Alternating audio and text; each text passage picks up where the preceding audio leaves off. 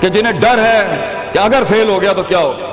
جنہیں ڈر ہے اگر نمبر اچھے نہیں آئے تو کیا ہوگا، جنہیں ڈر ہے کہ اگر جاب نہیں ملی آگے تو کیا ہوگا، جنہیں ڈر ہے آگے شادیاں نہیں ہوئی تو کیا ہوگا، جنہیں ڈر ہے اپنے علاقے برادری میں نام نہیں بنا سکا تو کیا ہوگا، جنہیں ڈر ہے کہ فلاں کی چاچے کی تائی کی پھپھو کے پتر کے میرے ساتھ میرا مقابلہ چل رہا ہے اور میٹرک کے اندر اگر میری بی ڈویژن آ گئی تو میرا کیا ہوگا، جنہیں ڈر ہے کہ شاید میں ظاہری لحاظ سے خوبصورت نہیں ہوں، کہیں کوئی انگلی نہ پوائنٹ کر دے، جنہیں ڈر ہے کہ کہیں کوئی پیسے کا تانا نہ مار دے، جنہیں ڈر ہے کہ کسی کو کوئی اوقات یاد نہ دلا دے، جنہیں ڈر ہے کہ کوئی یہ نہ کہہ دے کہ تجھے فلاں نہیں آتا، یوں نہیں آتا، فون نہیں آتا، شو نہیں آتا، جنہیں ڈر ہے کہ کوئی ذلیل نہ کر دے کہ تجھے ویسٹرن کلچر کی پہچان نہیں، جنہیں ڈر ہے کہ کوئی ذلیل نہ کر دے کہ تجھے پنڈوں دیہاتوں کی پہچان نہیں، یہ ڈر جو لوگ صدیوں سے ڈالتے آئے اپنے جھوٹ کو جسٹیفائی کرنے کے لیے کہ کہیں یہاں پر ایک بڑا لیڈر نہ پیدا ہو جائے، کہ کہیں ان کے اندر کا جھوٹ کل کو ان کے سر پہ کھڑا نہ ہو جائے اگر ایک امام کھڑا ہو گیا، تو لوگ اصل میں